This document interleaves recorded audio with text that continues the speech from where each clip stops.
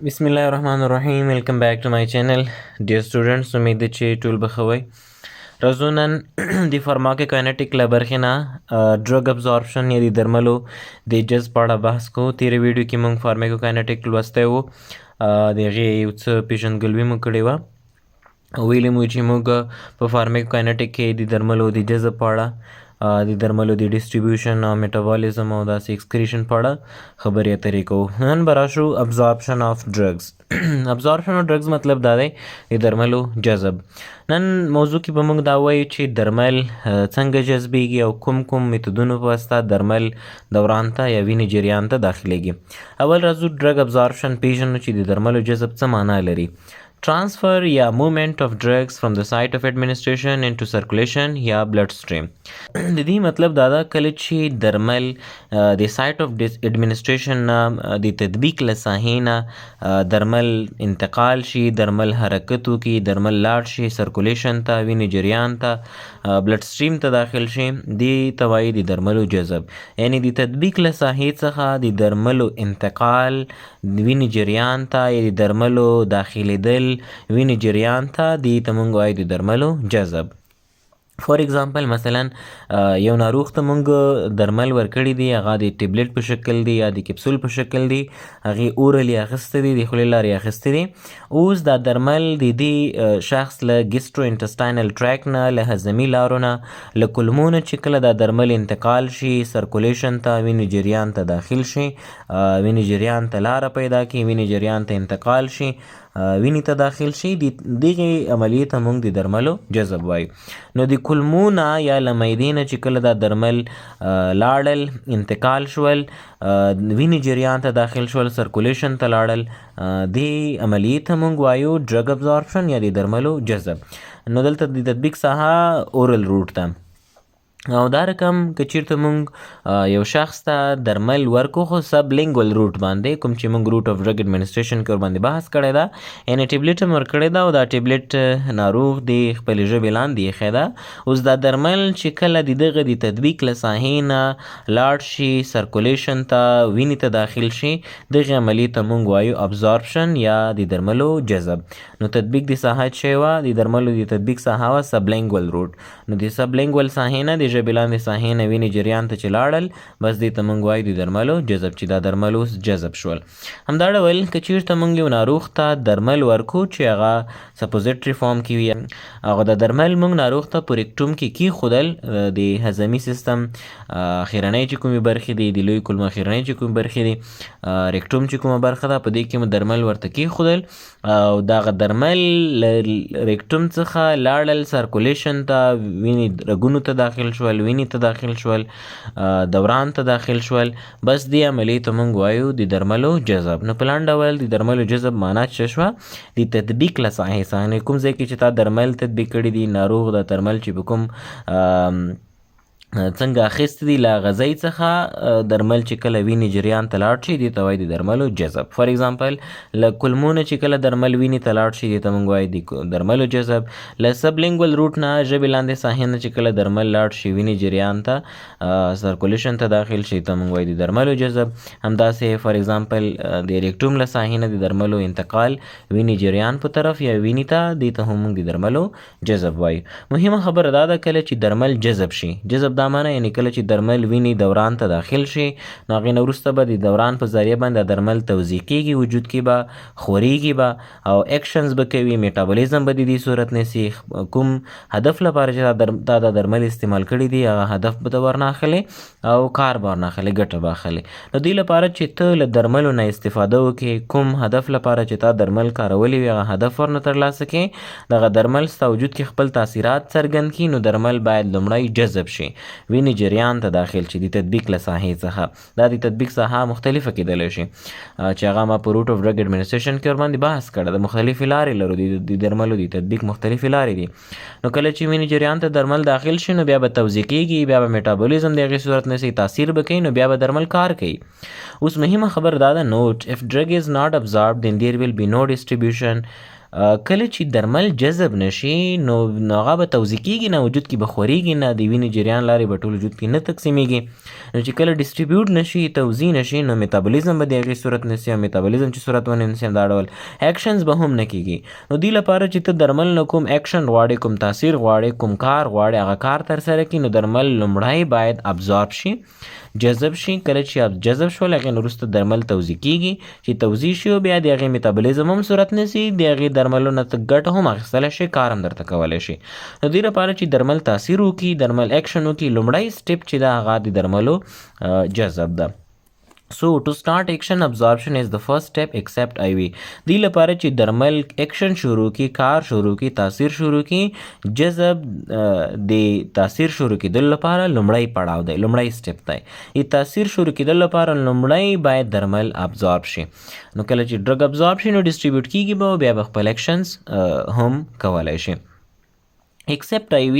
ما سوا د انټراوینس روټ نه چې هغې کې ابزارپشن از ناٹ ریکوایرډ، د هغې لپاره جذب ته ضرورت نشته. د IV روټ نه ما سوا نور څومره روټ دي، که M روټ ده، که سبکوټینیس روټ ده، که انټرډرمل روټ ده، که هغه ریکټل ده، که سبلینګول ده، که هغه اورل ده، مختلف څومره روټس یا انهیلیشنل روټ ده، د ټولو لارو باندې چې ته کله درمل تطبیق کوې، درمل مخکې له دې چې تاثیر وکړي اول درمل ابزارب کېږي، جذبېږي، جذب نه وروسته ډسټریبیوټ کېږي، بیا هغې نه وروسته کار کوي او میتابولیزم یې صورت نسی. خو د آی وی روټ نه ما سوا، یعنی آی وی روټ لپاره جذب یا ابزارپشن ضروری نه ده. ولې؟ ځکه چې ما د جذب په تعریف کې ویلي چې درمل کله د تطبیق له ساحې څخه وینې جریان ته داخل شي، دې ته وایي د درملو جذب. او آی وی روټ کې جذب ولې امپورټنټ سټپ نه ده؟ ولې درمل له جذب نه تیریږي؟ ځکه چې ته کله انټراوینس روټ باندې یعنی وریدي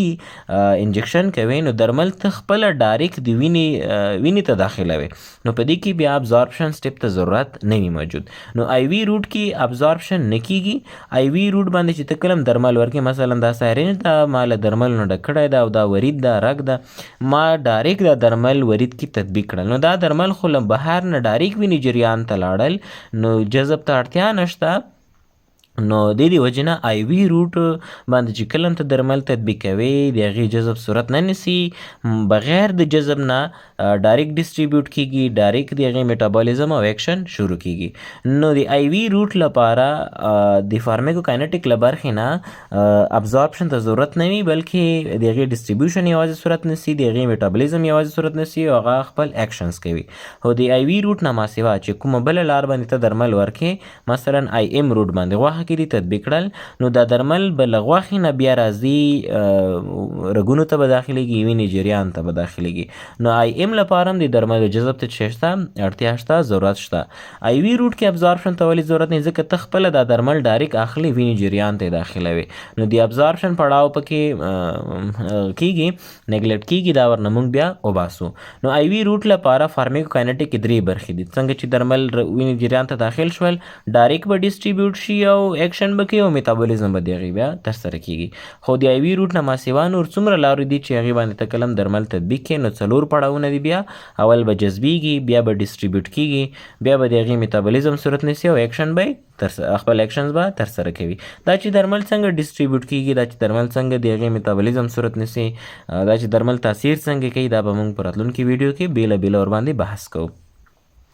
کلم چې موږ د درملو د جذب په اړه خبرې کوو یا د درملو جذب په اړه بحث کوو، تاسې باید یو خبره یاد وي چې in the process of absorption drug must pass across the cell membrane. کلم چې زه وایم چې درمل جذب شول، دا مطلب دی چې دا درمل زموږ وجود کې له حجروي غشاو نه، سیل ممبرینز نه تیریږي، نو دې ته به موږ جذب وایو. فار ایگزامپل انټسټاین نه چې کله بلډ ته داخلېږي، اټ مینز دا د حجراتو نه تیریږي. همداسې سبلینګول روټ باندې چې دوران ته داخلېږي، سرکولیشن ته ځي، اټ مینز دا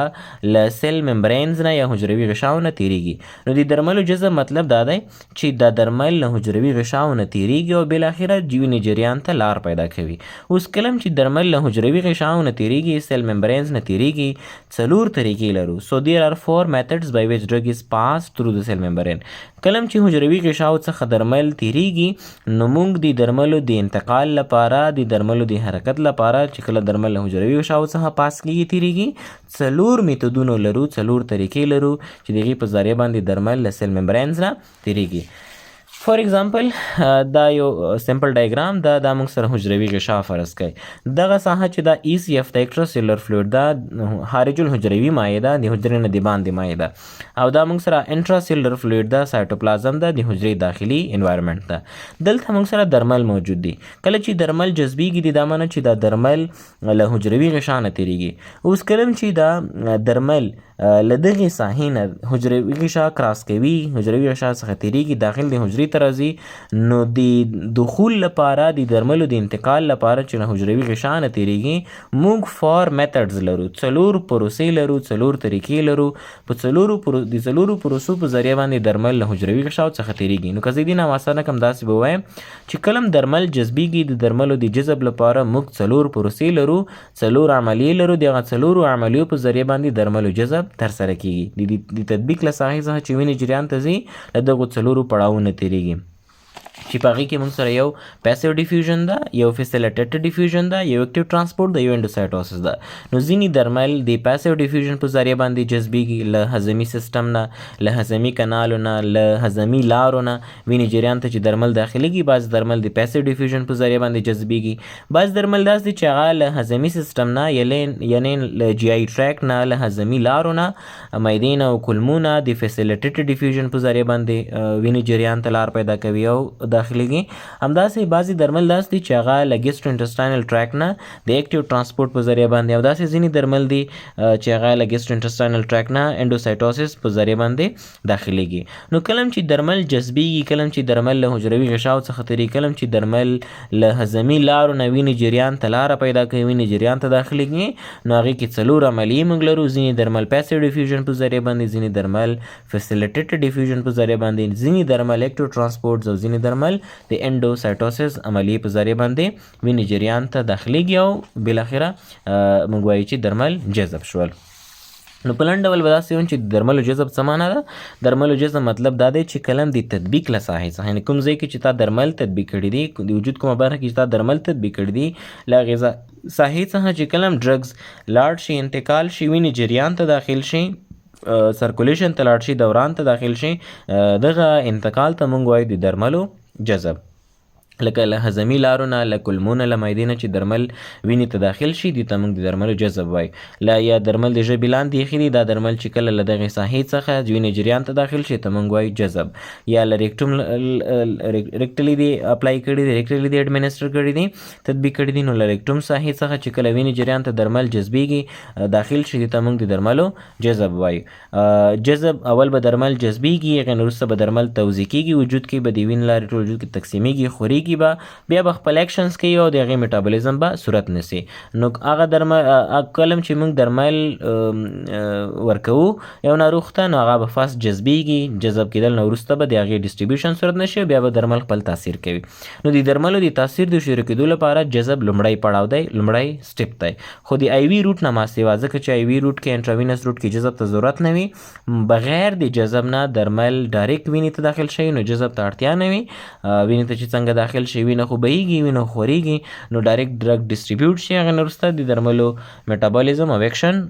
وغیره وغیره ترسره کیږي نو آی وي روټ کې ابزارپشن ضروري نه ده آی وي روټ نه ما سوا کومه بله روټ باندې چې کله ته درمل تطبیق کړي نو فاست به درمل ابزارب کیږي بیا به میټابولیزم او بیا به ایکشن صورت نیسي کله چې موږ د درملو د جذب په اړه خبرې کوو اټ مینس موږ حجروي غشا په اړه بحث کوو یعنې درمل چې کله جذبیږي د دا معنی چې دا درمل له سیل ممبرینز نه یا له حجروي غشاو نه تیریږي او کله چې درمل جذبیږي حجروي غشاو څخه تیریږي نو هغې لپاره موږ 4 پروسس لرو چې